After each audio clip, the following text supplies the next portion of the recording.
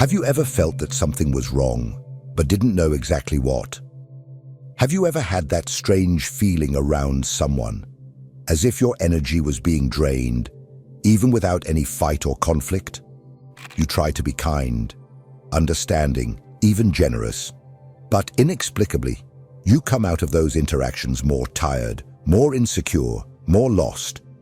And the scariest part, you keep going back. You keep exposing yourself. You keep pretending you don't notice. And what if I told you that this is not a coincidence? That there are people around you who pretend to support you, but deep down, they hate you? People who can't stand to see your light and therefore do everything, subtly, silently, and strategically, to dim your shine. And worse, they know what they are doing, but you don't.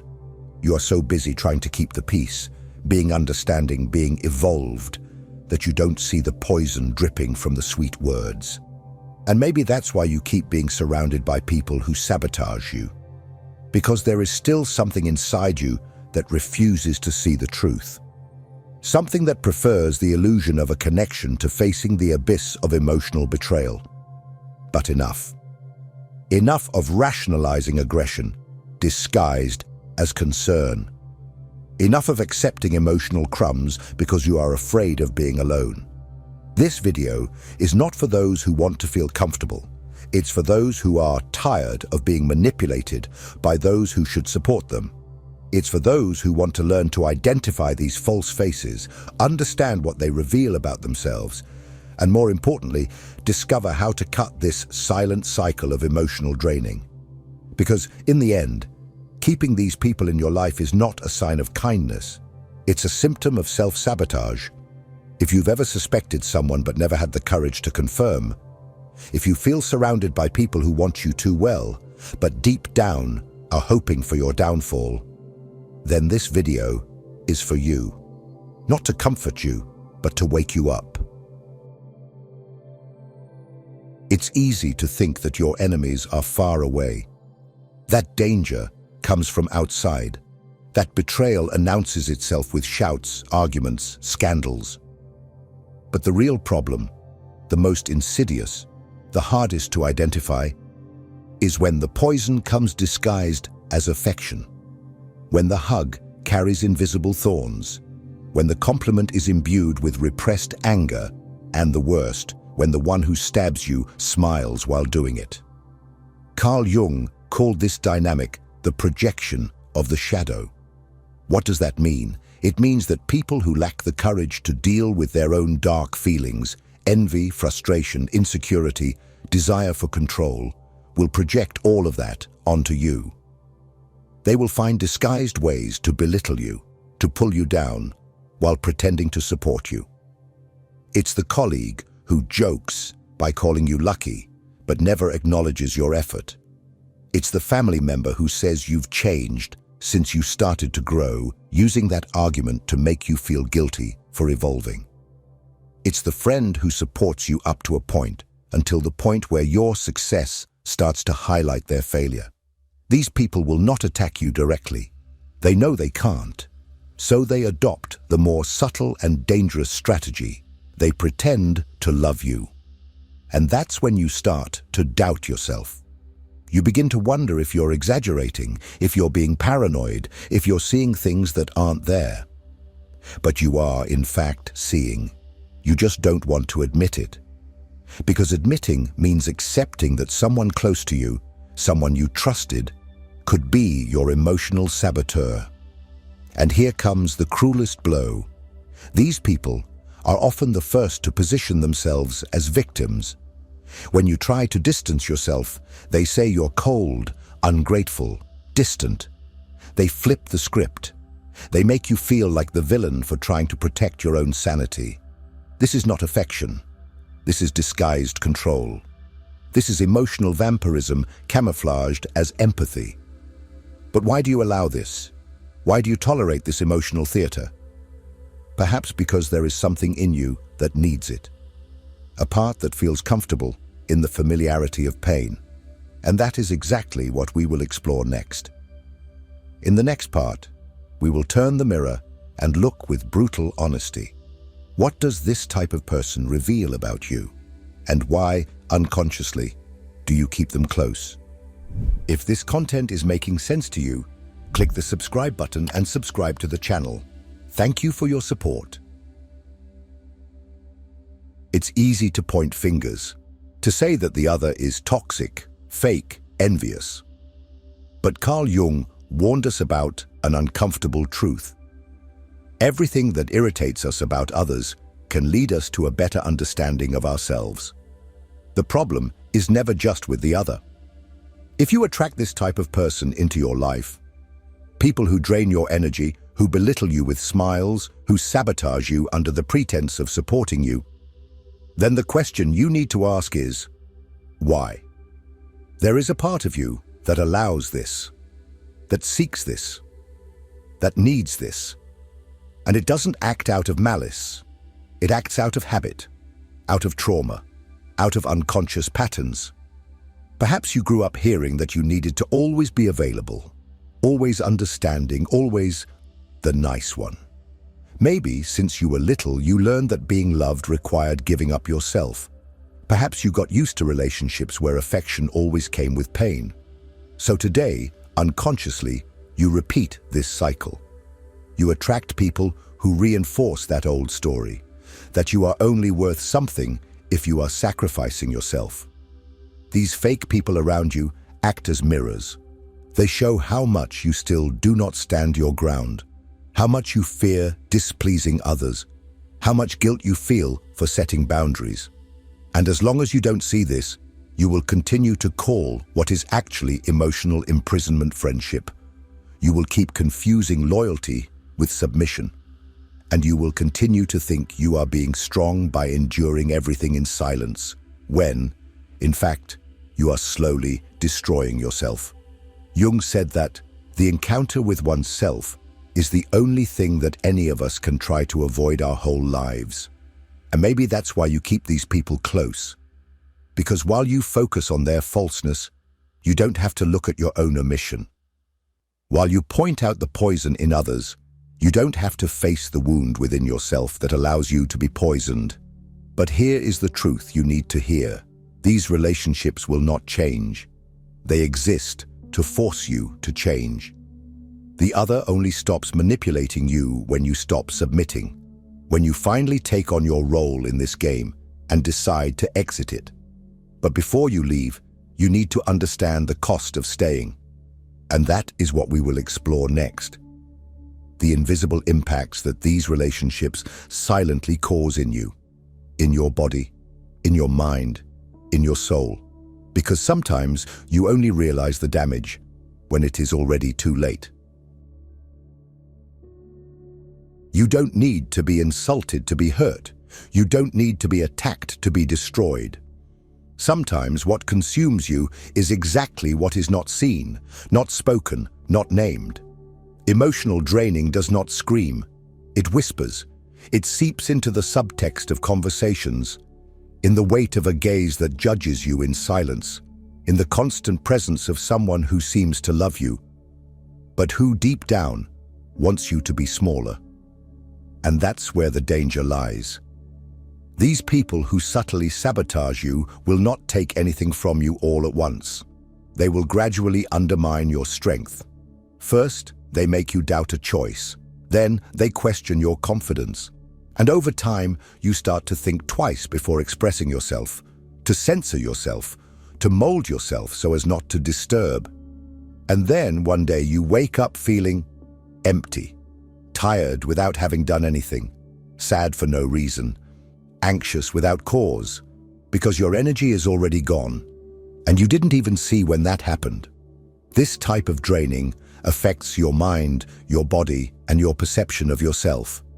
You start to feel confused, disoriented, as if something is wrong, but you don't know what it is. You begin to compare yourself to others, to think that you are becoming weak, too sensitive, dramatic. But you are not. You are under attack. An invisible, psychological, symbolic attack. A wear and tear attack. Jung spoke about the energy fields that form in human bonds. When two people interact, they do not just exchange words, they exchange psychic energy. And when you connect with someone who envies you, who represses you, who projects onto you everything they refuse to see in themselves, that energy contaminates your field. And no matter how much you try to rationalize, justify yourself, understand the other person's side, your body feels it, your intuition feels it, your spirit feels it. But most people ignore these signs. They prefer to keep adapting, pretending that everything is fine, smiling at those who wish for your downfall, because confronting this truth hurts. Because admitting that someone close to you is destroying you takes courage. Courage to say, enough. And courage, as you will see now, is exactly what you will need to break this cycle. In the next part, we will talk about what happens when you finally see the pattern, when the masks fall, when the truth appears in all its rawness. And what you do from that moment on is what defines whether you free yourself or sink even deeper. Are you ready to face it? The moment you truly see who is sabotaging you is like a snap, a breaking of illusion. It is painful, yes, but also liberating. The curtain falls, the theater ends, and suddenly everything makes sense. The passive-aggressive compliments, the advice that felt more like disguised criticism, that feeling of always being in debt, that no matter how much you do, it's never enough. You finally see the pattern. But then comes the second impact. What to do with this truth? This is where most people get stuck. Because facing the problem is already a shock. But acting requires strength, courage, positioning. And that is not always easy when it comes to someone you love, live with, or respect. Someone who is present in important moments of your life. Someone who may have even helped you in the past. And because of that, you think you can't distance yourself, but you can. And you should. Recognizing the pattern is the first step, but it means nothing if it is not followed by action. You can spend years reading books, doing therapy, watching videos like this. But if you keep allowing this person to access you, to belittle you, to affect you, nothing changes. Knowledge without action is just intellectual distraction. Carl Jung said, "You do not become enlightened by imagining figures of light, but by making the darkness conscious." This means that recognizing toxicity is not enough. You need to act on it. You need to set boundaries, and you need to be ready for the reactions. Because when you start to distance yourself, these people will not accept it easily. They will accuse you of ingratitude. They will flip the blame. They will say you are exaggerating, that you have changed, that you are cold. They know they are losing control over you, and they will fight to keep it. And that is where the real test lies. Will you give in to guilt, to emotional manipulation, or will you stand by your choice until the end? Will you go back to the cycle because you're afraid of seeming too harsh? Or will you, for the first time, protect your energy as if you were protecting your own life? Yes, it is difficult. It will hurt. But failing to take a stand hurts even more. Because as long as you do not break this pattern, you keep spinning in circles, reliving the same pains with new faces.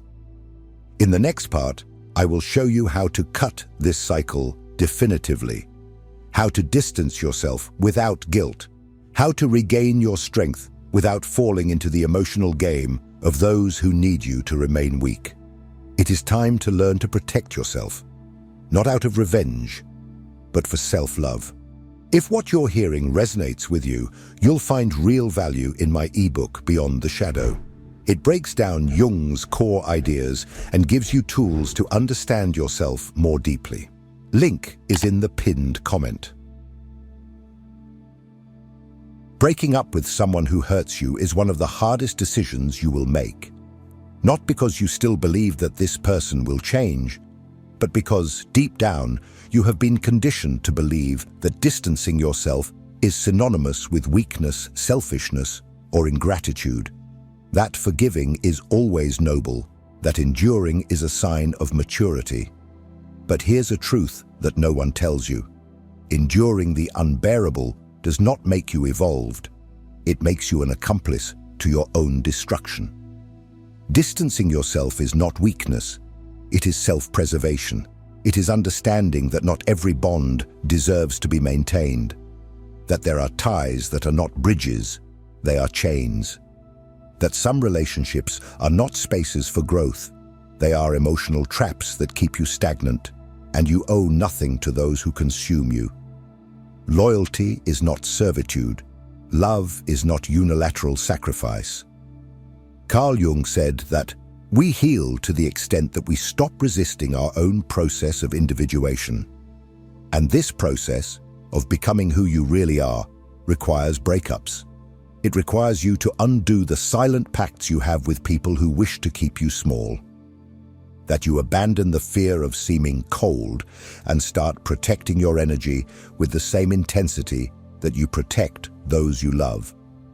Because you need, finally, to include yourself in that equation.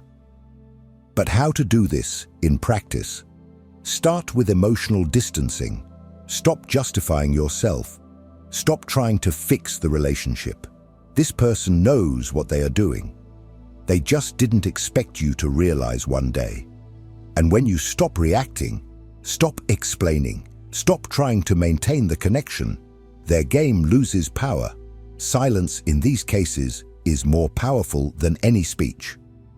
Then, establish clear boundaries. It may be that you cannot cut contact immediately. Perhaps this person is part of your family, professional, or social circle. That's okay. But that doesn't mean you need to continue exposing yourself emotionally. Learn to protect what is yours, to shield your energy, to not fall into the trap of false affection again. And finally, prepare for loneliness, because it will come, and it is frightening, but it also heals. In the void left by these people, something new can emerge: your strength, your authenticity, your autonomy. When you distance yourself from those who drain you, you reconnect with yourself. But be careful. Distancing is only half the journey. The other half is what you do after that. Because cutting the tie is the beginning. True transformation happens when you fill that empty space with something that truly strengthens you. And that's what we will talk about now: the silence you leave and the impact it causes. Because when you leave the scene, the other has to face what you are sustaining, and that's when everything changes.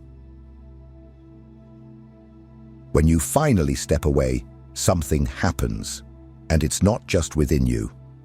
The silence you leave behind echoes. It echoes in the mind of those who used you as a mirror, as a shield, as an emotional crutch. And that echo is unbearable for those who never learned to deal with their own emptiness, because suddenly you are no longer there to absorb the projections, to alleviate the guilt, to carry the responsibility that was never yours. Suddenly, the game is over, and the other person finds themselves facing what they avoided at all costs: themselves. That is what your departure reveals. Absence is more powerful than any confrontation, because when you disappear, the other is forced to look at what they always hid behind your presence. And then the truth emerges. Love was control, affection was possession, admiration was envy, and the bond was a prison. But this process is not just about the other. It is, above all, about you, about reclaiming your energy, rebuilding your identity, breaking away from the character you were forced to play. When you choose to leave draining relationships, you begin to inhabit your own life with more awareness. You start to say no without guilt, to listen to yourself, to prioritize yourself, to trust your intuition again, that voice that always knew but that you ignored out of fear of being too harsh. The truth is that you owe nothing to those who tried to diminish you. What you owe is to yourself: respect, clarity, strength, And from the moment you refuse to continue dancing the dance of emotional manipulation, you regain control. You free yourself. So, if this video resonated with you, truly, leave a comment. Tell me, what was the moment you realized someone close was draining you? When did the penny drop? Sharing your story can help others who are still trapped in this invisible cycle. Let's transform this space into a place of awareness, not of complicit silence. And if this resonated within you, don't stop here. The next video is important, very important. Keep watching. Because the process of liberation has started now, but it is far from over, and you deserve to see it through to the end. Subscribe to the channel, turn on notifications, and remember, stepping out of your comfort zone may hurt, but staying in it costs you your soul. Choose the discomfort of truth. Choose your freedom. See you in the next video.